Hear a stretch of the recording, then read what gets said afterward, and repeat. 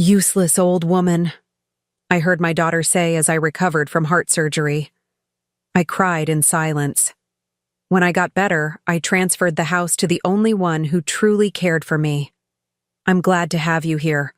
Follow my story until the end and comment the city you're watching from so I can see how far my story has reached. Those words sliced through my heart more painfully than any scalpel ever could. I lay in my hospital bed, pretending to be asleep, as my daughter Celine spoke those words to her husband James. She thought I couldn't hear her, but I did. Every syllable burned into my soul. I'd just undergone heart surgery 3 days ago. Major heart surgery that I almost didn't make it to because no one in my family had time to take me to my doctor's appointments. No one except Tyson, our gardener, of 15 years. It started with chest pains. Nothing dramatic, just a tightness that wouldn't go away. When I mentioned it to Celine during our Sunday dinner, she barely looked up from her phone. "Mom, everyone gets aches and pains at your age," she said dismissively. "Take an aspirin and lie down." I did take an aspirin, but the pain persisted for weeks. When I called my son-in-law James to ask if he could drive me to the doctor, he told me he was swamped at work and suggested I call an Uber. "I don't know how to use those smartphone apps," I explained. He sighed heavily, that impatient sound I'd grown so familiar with. "Then call Celine." But Celine was busy too. She always was. Too busy for her mother, unless she needed something. It was Tyson, who noticed me clutching my chest while I watched him trim the roses one Tuesday morning. "Ms. Leona, you don't look well," he said, setting down his shears. "How long have you been having chest pains?" When I told him it had been almost a month, his face darkened with concern. "I'm taking you to the hospital right now," I protested. Weakly, not wanting to be a burden, but Tyson was insistent. "Your garden can wait, Ms. Leona. Your heart can't." At the emergency room, doctors discovered I had severe coronary artery blockage. I needed surgery immediately. The doctor looked at Tyson and asked if he was my son. "No," I answered. "He's my gardener."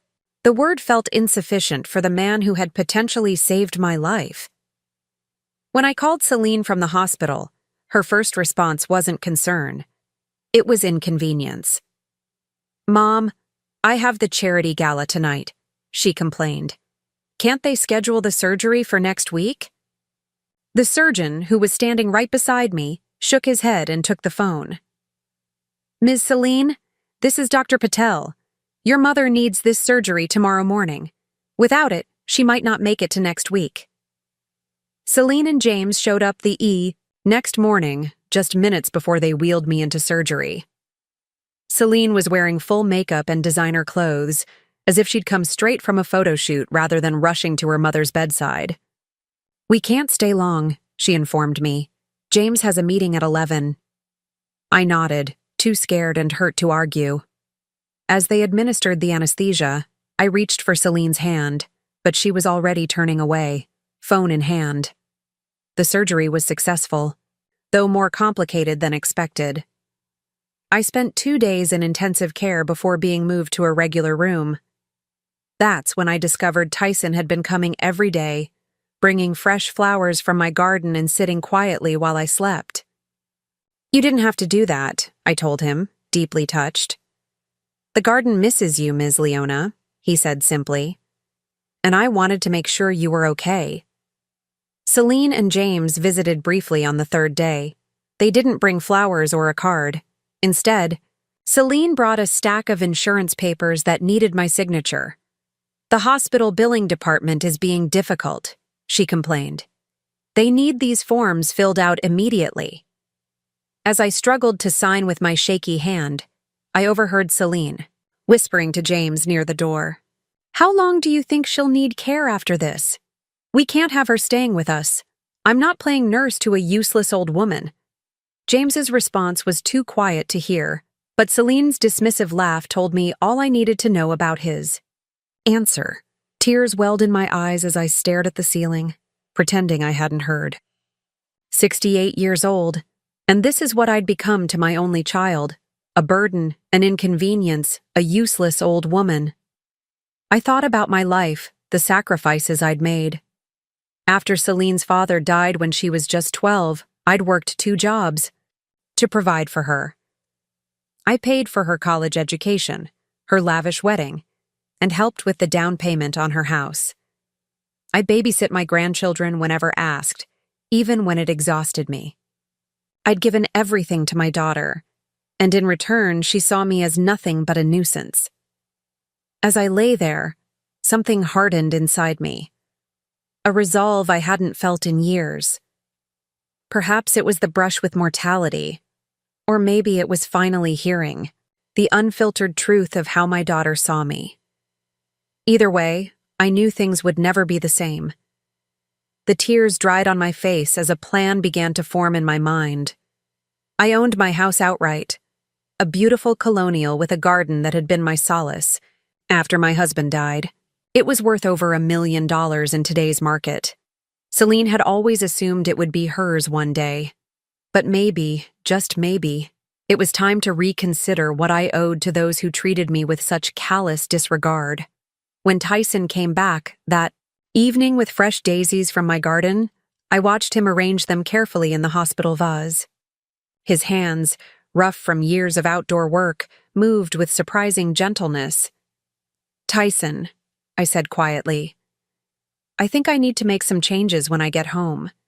He nodded, his kind eyes meeting mine. "Sometimes, Ms. Leona, that's exactly what a garden needs to thrive again." 2 weeks after my surgery, I sat on my back porch watching Tyson carefully prune the rose bushes. The doctor had advised me to rest, but sitting inside alone with my thoughts had become unbearable. Each day since returning home, memories flooded back. Not in gentle waves, but in painful torrents that left me gasping for breath. "Would you like some iced tea, Tyson?" I called out, needing the distraction of conversation. He set down his clippers and nodded, wiping sweat from his brow. It was mid-July, and the Virginia heat was merciless. As we sat together on the porch, I found myself speaking thoughts I'd kept locked away for years. You know, when Celine was accepted to Georgetown, I sold my wedding ring to help pay her first semester's tuition. Tyson looked up, surprised. "Your husband's ring?" "No, mine." I twisted the bare spot on my finger that still felt empty after all these years. Richard had been gone for 6 years by then. The insurance money was running out, and my teaching salary wasn't enough. I'd never told Celine where that money came from. She'd been too excited about her acceptance letter to notice that my ring was gone. "Did she ever find out?" Tyson asked quietly. I shook my head. I told her it was a special savings account Richard had set up before he died. The lie had come easily then, wrapped in my determination to give my daughter everything, even at my own expense. The memory triggered another, Celine's graduation day. I'd taken 3 buses to get to the ceremony because my car had broken down, arriving sweaty and disheveled just as they called her name. Later, she'd introduced me to her friends' parents with obvious embarrassment, quickly steering conversations away from my teaching job at the public school to focus on her father's former career as an investment banker. She was always ashamed of me, I said aloud, surprised by my own candor. Even before Richard died, I wasn't sophisticated enough, didn't wear the right clothes, didn't have the right connections. Tyson nodded slowly. Some people spend their whole lives looking elsewhere for what's right in front of them. His simple wisdom struck a chord. How many times had Celine called me, not to check on my well-being, but to complain about her husband, or brag about a promotion, or, most commonly, to ask for money? There was the time she needed $15,000 for a kitchen renovation emergency that somehow coincided with her and James's trip to the Maldives. Or when my grandson Lucas needed specialized educational testing that insurance wouldn't cover. Testing I later discovered was actually an exclusive summer soccer camp in Europe. Each time, I'd given without question. Each time, Celine's gratitude lasted exactly as long as it took for the check to clear. Last Christmas, I found myself telling Tyson. I spent 3 weeks knitting a blanket for Celine. I couldn't afford the designer bag she wanted, but I thought something handmade would be special. I paused, the memory still raw. She opened it, forced a smile, and it was in the donation pile by New Year's. I saw it when I came to babysit. Tyson's face darkened. "That's not right, Ms. Leona." "No," I agreed. It wasn't. My phone buzzed with a text from Celine. "Need you to watch the kids this weekend. James and I have a couples retreat. Also could you loan us $5,000? Kitchen renovation ran over budget." "No. How are you feeling?" "No. Is it too soon after your surgery?" Just another demand. I set the phone down without answering, something I'd never done before. "She only calls when she needs something," I said, my voice barely audible. "Money, babysitting, someone to complain to.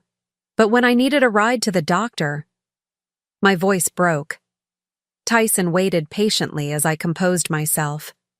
"When Richard was alive, things were different," I continued. "He came from money, and his family had connections. Celine adored him, followed him around like a shadow.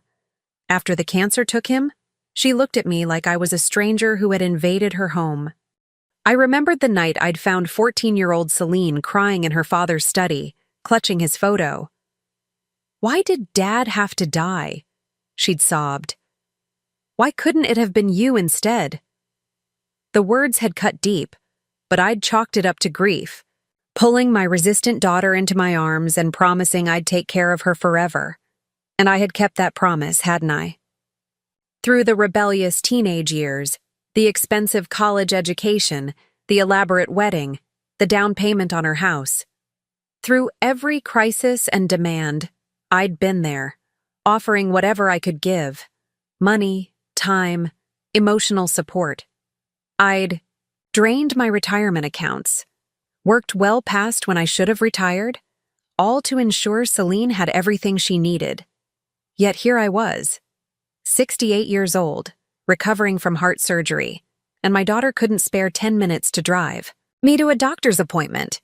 "Do you know what hurts the most, Tyson?" I said, finally giving voice to the thought that had been haunting me since the hospital. "It's not that she called me useless. It's that I've spent my entire life trying to be useful to her, and it made no difference at all." Tyson sat down, his glass, and looked me directly in the eyes. "Ms. Leona, may I speak plainly?" I nodded, taken aback by his serious tone. "You deserve better," he said simply. "You've given everything to someone who only takes. That's not love. That's not family."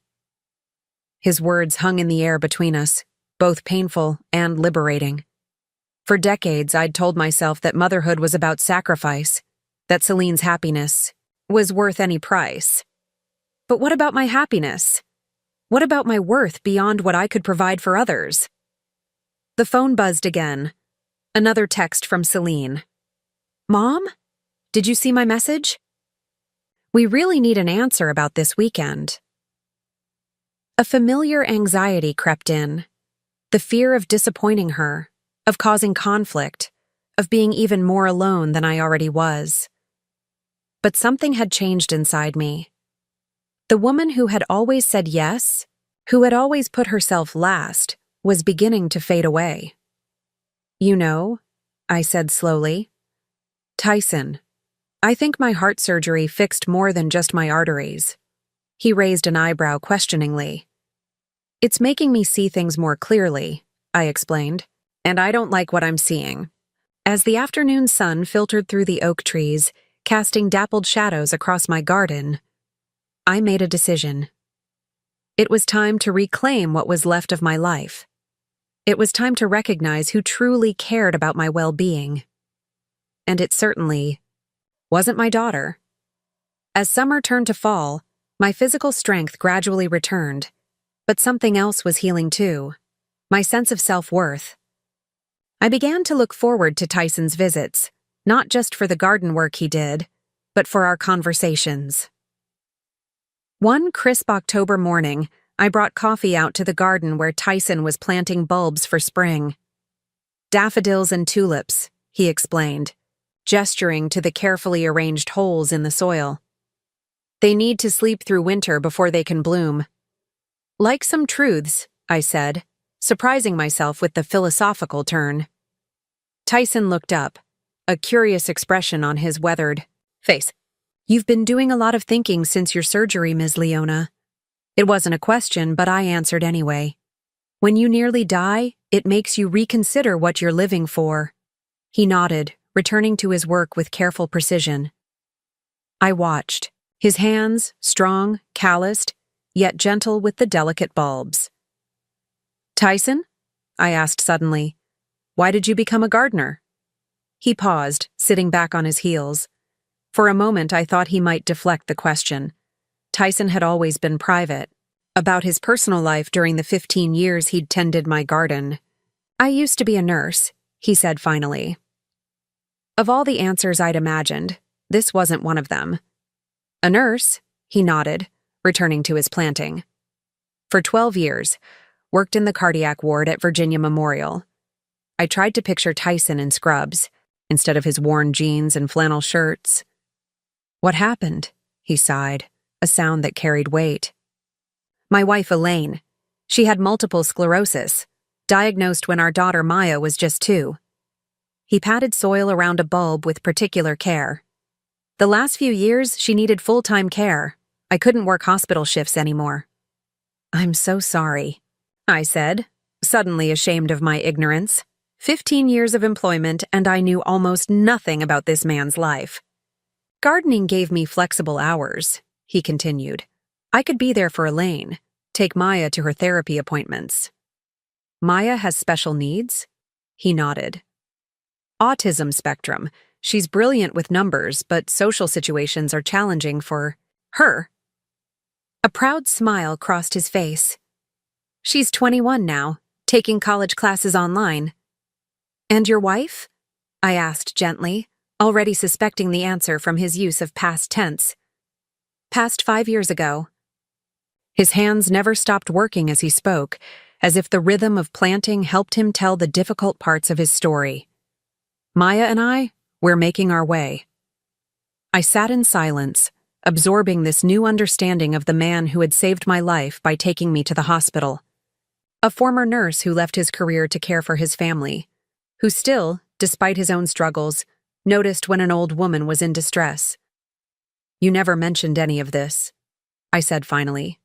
He shrugged. You never asked, Ms. Leona. The simple truth stung. How many times had I greeted him with perfunctory politeness before turning the conversation to what needed doing in the garden?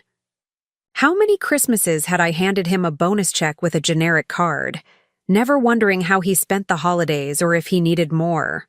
I've been a poor employer, I admitted. Tyson looked up, genuine surprise on his face. Not at all. You've been fair and respectful. That's more than many can say. But I never bothered to know you, I insisted. All these years, and I never knew about your nursing background, your wife, your daughter. He stood up, brushing soil from his hands. Ms. Leona, people reveal themselves when they're ready, when the soil is right for planting, so to speak. He gestured to the garden around us. Look at these chrysanthemums. They wait all year for fall to show their colors. Some revelations take time. I smiled at his gardening metaphor. Is that why you told me today? The soil is right? He considered this, his eyes thoughtful. Maybe it's because for the first time, you seem to be seeing the garden, not just the house it surrounds. The observation was profound in its simplicity. Had I been so focused on maintaining appearances, the perfect colonial home, the manicured lawn, the reputation as a generous mother, that I'd missed the beauty and truth growing right in front of me? Tell me about Maya, I said, genuinely, wanting to know. What's she studying? Tyson's face lit up in a way I'd never seen before. For the next hour, he told me about his daughter's passion for mathematics, her struggles with the social dynamics of high school, her dream of becoming a data analyst. He showed me photos on his phone, a lovely young woman with her father's thoughtful eyes and a serious expression. "She's had it tough," he said. "But she's the strongest person I know." "She has a good father," I observed. Tyson looked away, but not before I caught the emotion in his eyes. "I just try to do right by her. Some days are harder than others." "Do you live nearby?" I realized I had no idea where he went when he left my property. "Apartment complex on Maple Street," he said. "It's not much, but it's home." I knew the area, modest rentals mostly occupied by service workers and students from the community college. Nothing like the spacious comfort of my 4-bedroom house with its sprawling garden.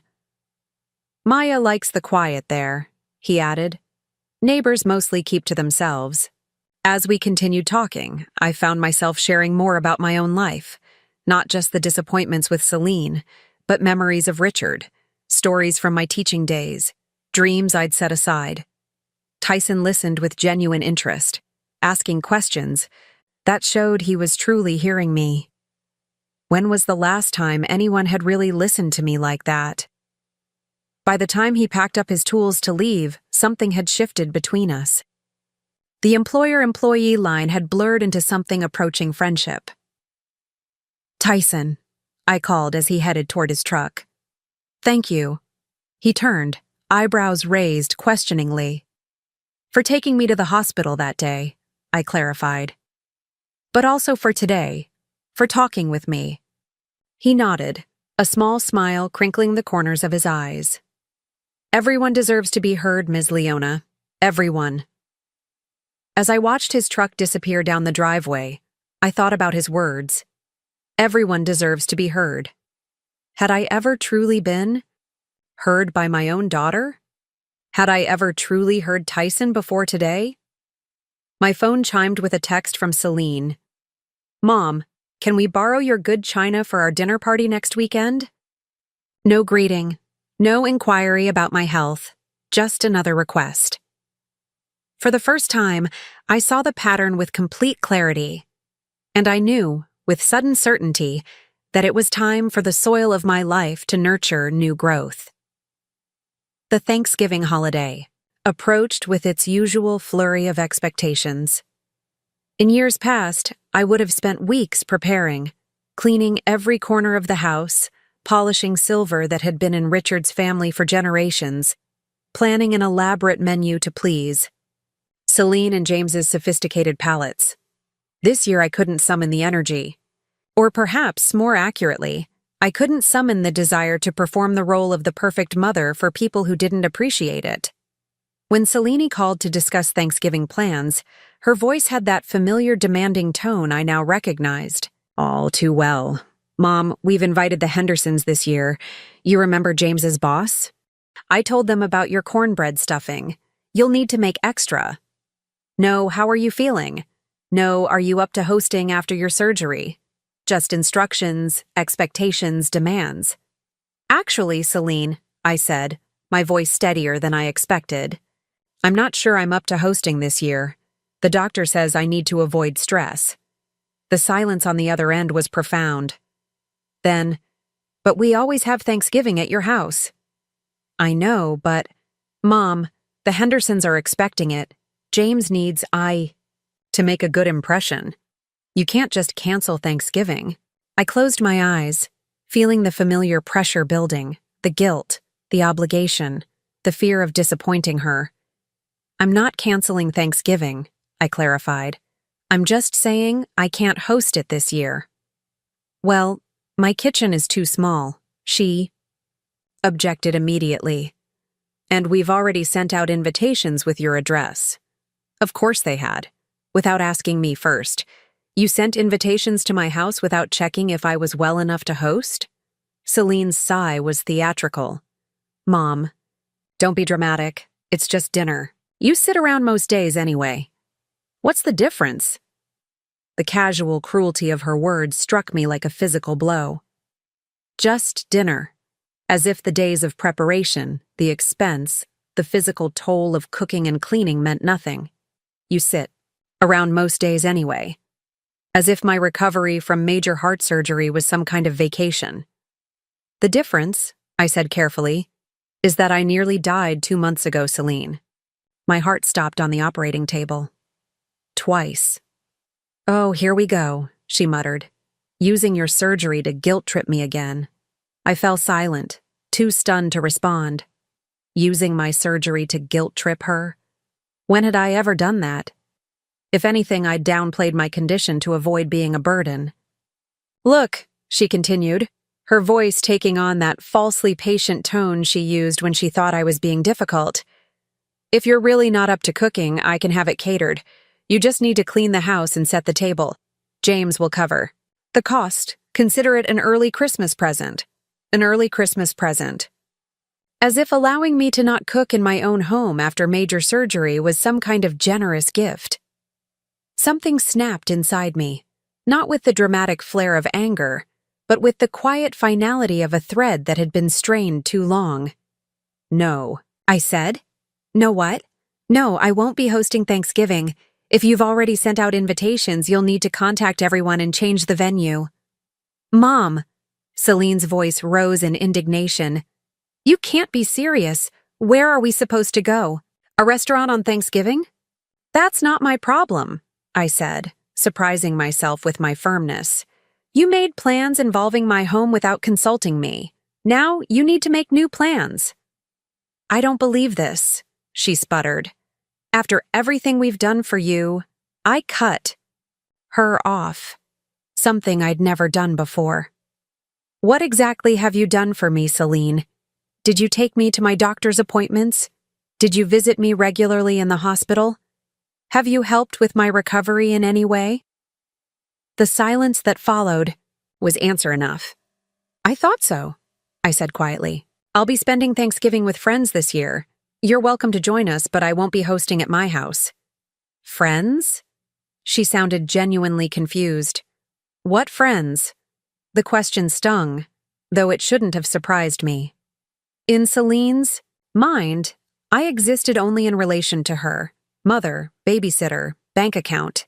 The idea that I might have relationships outside of our family seemed incomprehensible to her.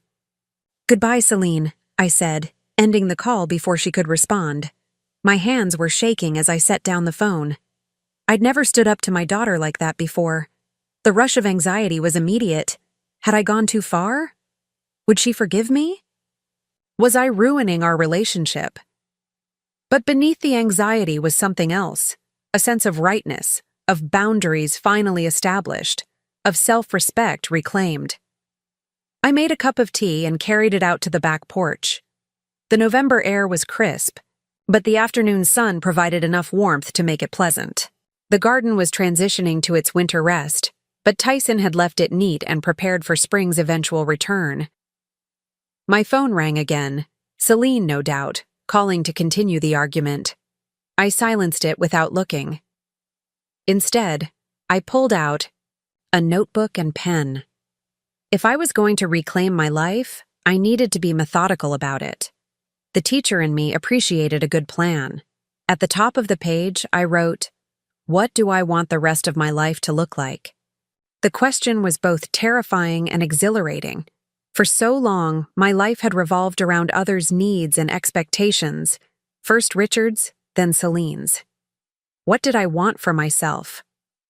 By the time I finished my tea, I had filled 3 pages with notes, ideas, and questions. Some were practical, review my will and financial situation. Others aspirational, take a painting class, volunteer at the library.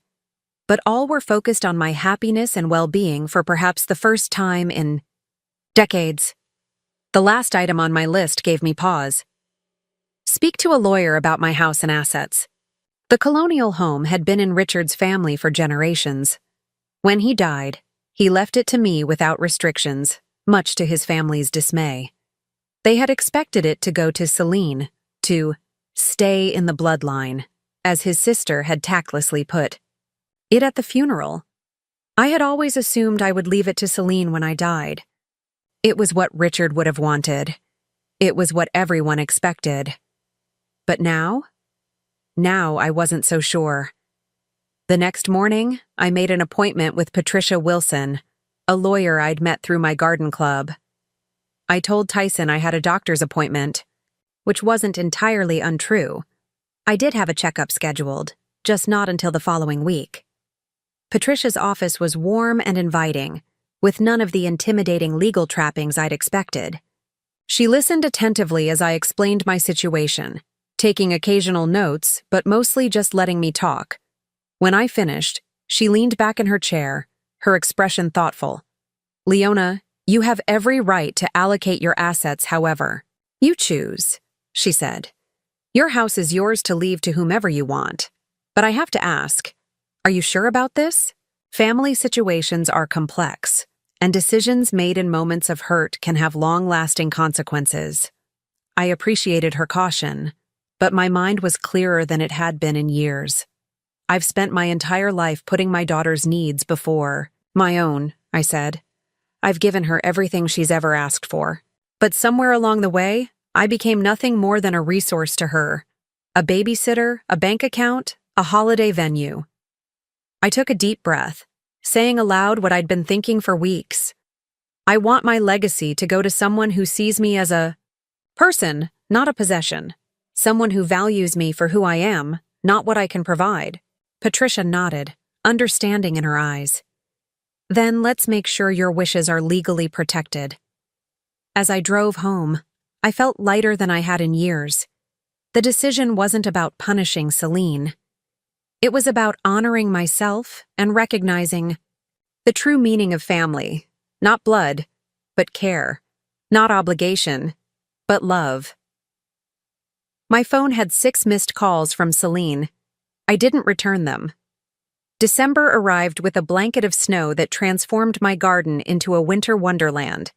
Inside my home, another transformation was taking place, one less visible but far more significant. I had begun to set boundaries with Celine, small ones at first. I declined her request to babysit on short notice. I didn't answer her calls after 8 p.m. I said no to lending her money for what she called emergency car repairs. But Facebook revealed was a ski trip to Aspen. Each refusal was met with escalating tactics: guilt, anger, manipulation. "I guess your grandchildren just aren't a priority," she'd say when I couldn't babysit. Or, "I never thought my own mother would let me down like this when I wouldn't write a check." Words that once would have devastated me now bounced off a growing shield of self-respect. I wasn't being selfish. I was being sensible. I wasn't abandoning my family. I was establishing healthy boundaries. But Celine wasn't used to hearing no from me, and her behavior grew increasingly desperate. The week before Christmas, she showed up unannounced at my door, her expression a practiced mask of concern. "Mom, we need to talk," she said, brushing past me without waiting for an invitation. "James and I are worried about you." I closed the door against the cold and followed her into the living room. "Worried about what exactly?" She made a show of looking around the house, as if searching for evidence. "You've been acting strange lately, distant, refusing to help with the kids, not returning our calls promptly." She turned to face me, her expression serious. "We're concerned you might be experiencing cognitive decline." The accusation was so unexpected, so calculated, that I actually laughed. "Cognitive decline? Because I've stopped doing everything you ask the moment you ask it?" Her eyes narrowed slightly. "It's not funny, Mom. After your heart surgery, it would be perfectly normal to experience some changes. James and I were discussing it, and we think it might be time to consider assisted living. So that was their game. If they couldn't control me, they'd try to convince me I was incompetent." "My doctor says I'm recovering remarkably well," I replied calmly. "In fact, he says my health has improved significantly since I've been reducing stress in my life." Selena's facade of concern slipped a little. "What's that supposed to mean?" "It means I'm fine, Celine. Better than fine. I'm finally taking care of myself instead of everyone else." She stared at me, clearly thrown by my composure. This wasn't how our confrontations usually went. Typically, I would be apologizing by now, eager to smooth things over, to be the mother she wanted me to be. "This isn't like you," she said finally. "No," I agreed. "It's not like the me you're used to. But it is me, the real me, the one who's been buried, under years of trying to please everyone but herself." Celine's expression hardened. "Is this about Thanksgiving? Because if you're still upset about that—" "This isn't about any one incident," I interrupted gently. "It's about a pattern that's existed our entire relationship. I give, you take. I sacrifice, you expect. I need, you disappear." Her face flushed with anger. "That's not fair. I have my own life, my own family to worry about." "Yes, you do," I acknowledged. "And I have mine." "What's that supposed to mean?" Suspicion crept into her voice. "What family? It's just you, Mom." The casual dismissal stung, but it also confirmed what I already knew. In Celine's mind, I existed in isolation, with no identity outside of being her mother. "I have friends," I said simply. "I have people who care about me, who see me as more than just someone to provide for them." Celine scoffed. "The garden club ladies? Your book group? Those aren't real relationships, Mom." I thought about Tyson, about our conversations over tea in the garden, about how he'd noticed my chest pains when my own daughter hadn't, about how he'd driven me to every follow-up appointment without being asked, just because he cared. "You don't get to decide what's real for me, Celine," I said quietly. She stood up abruptly, frustration radiating from her. "Fine, be this way, but don't come crying to me when you're alone and need help." The irony of her statement, after I'd been alone in the hospital, alone during my recovery, alone for years emotionally even when physically surrounded by family, was almost too much. "I won't," I promised. After she left, slamming the door hard, enough to rattle the Christmas wreath, I sat in the quiet of my living room and realized something remarkable. I felt peaceful. Not guilty, not anxious, not desperate to call her back and apologize. Just calm. The transformation wasn't just in how I dealt with Celine. It was in every aspect of my life. I'd joined a water aerobics class for seniors at the community center. I'd volunteered to read to children at the library. I'd reconnected with old colleagues from my teaching days, and I'd developed a genuine friendship with Tyson. Our conversations had evolved beyond gardening and weather to books, music, politics, and personal philosophies. He'd invited me to attend Maya's winter concert at the community college, where she played violin in the orchestra despite her social anxiety. I'd sat next to Tyson, watching his face glow with pride as his daughter performed, and felt more like family in that moment than I had with Celine in years. The holidays passed quietly. Celine extended a perfunctory invitation to Christmas dinner at her house, which I politely declined, explaining I had other plans. I spent Christmas Eve at a community dinner for seniors, where I played the piano and led carols. Christmas Day, I joined Tyson and Maya for a simple but joyful meal in their apartment. Maya, initially shy and hesitant around me, had gradually warmed up when she discovered I could discuss mathematical concepts with her, a remnant of my years teaching high school.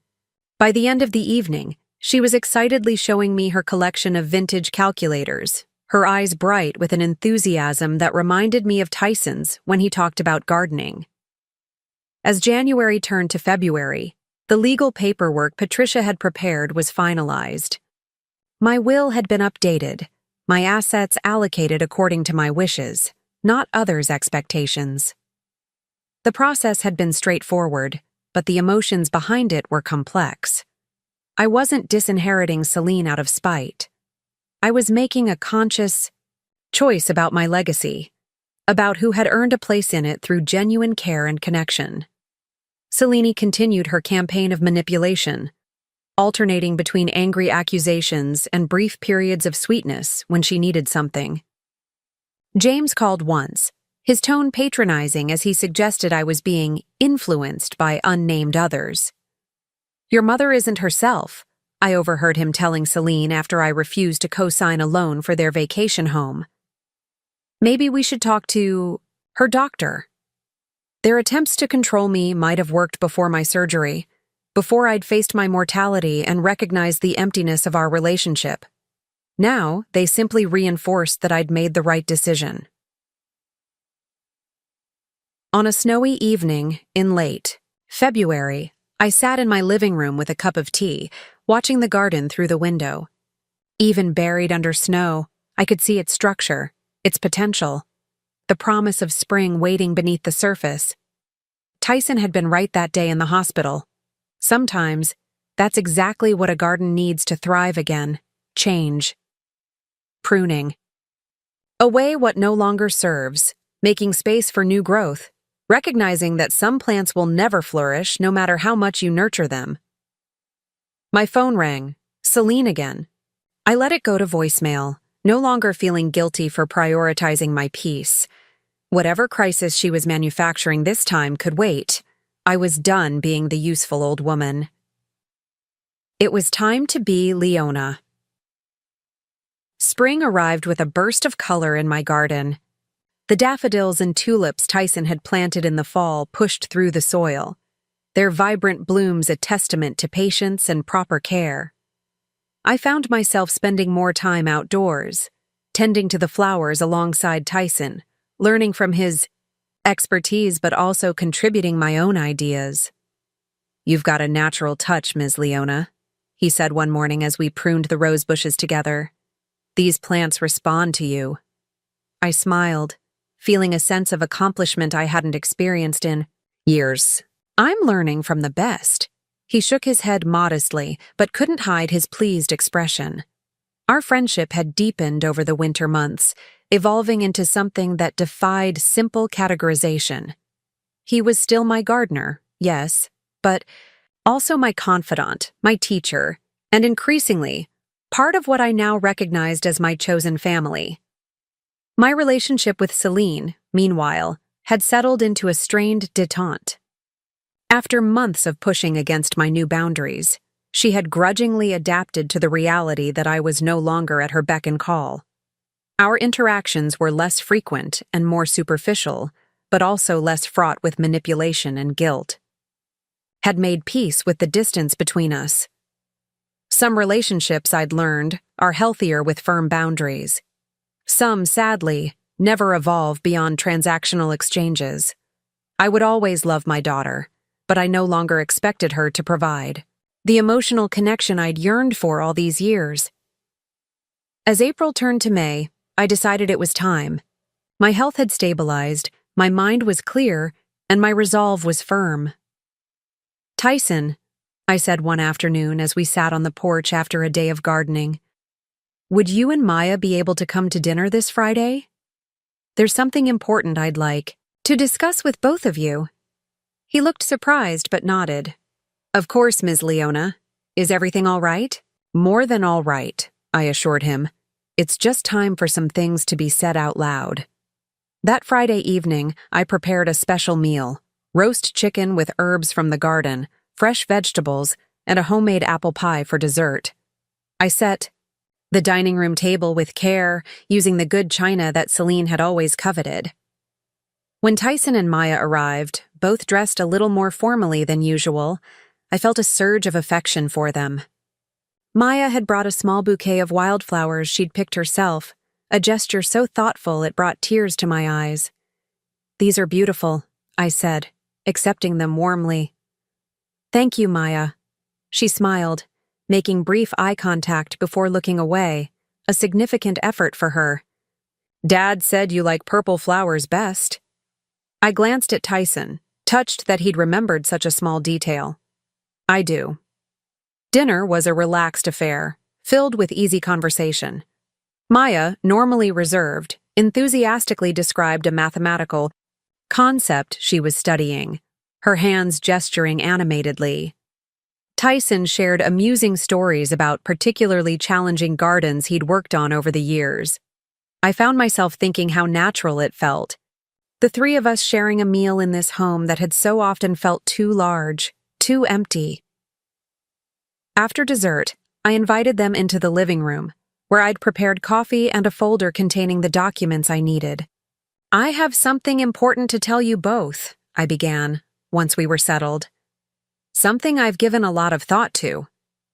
Tyson's expression turned serious. "Ms. Leona, if this is about your health—" No, I assured him quickly. "My health is fine. Better than it's been in years, actually." I took a deep breath. "This is about my house, about what happens to it after I'm gone." Maya shifted uncomfortably, her eyes darting to her father. Conversations about mortality were difficult for her literal mind to process.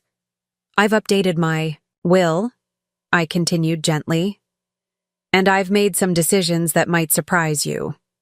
From the folder, I withdrew a document and handed it to Tyson. He took it with a puzzled expression that quickly transformed to shock as he read the contents. "Ms. Leona," he said, his voice barely above a whisper, "this says that I'm leaving this house to you and Maya." I finished for him. "Yes." Maya looked between us, trying to understand. "The house? This house?" I nodded. "This house, the garden, and a trust to maintain them both." Tyson's hands were trembling. "I don't understand.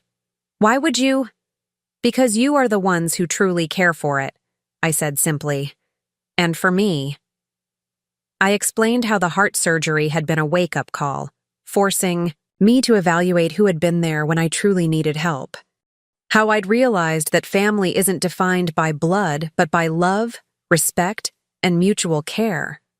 When I was at my most vulnerable, I told them, when I could offer nothing in return, you were there, Tyson. Not because you wanted something from me, but because you cared. He shook his head, clearly overwhelmed. "I was just doing what anyone would do." "But that's just it," I insisted. "No one else did. Not even my own daughter." Maya, who had been processing the conversation in her methodical way, spoke up. "Does this mean we would live here after you're gone?" I smiled at her directness. "Yes, Maya, but I hope that won't be for many years yet. In the meantime, I was hoping we might become more of a family." I explained my proposal, that they consider moving into the house now, not as employees or tenants, but as companions. The house had 4 bedrooms. We could each have our privacy while sharing the common spaces. Maya could have a real garden to study her botanical mathematics, I said, referring to a project she'd enthusiastically described over dinner. "And, Tyson, you wouldn't have to commute here every day.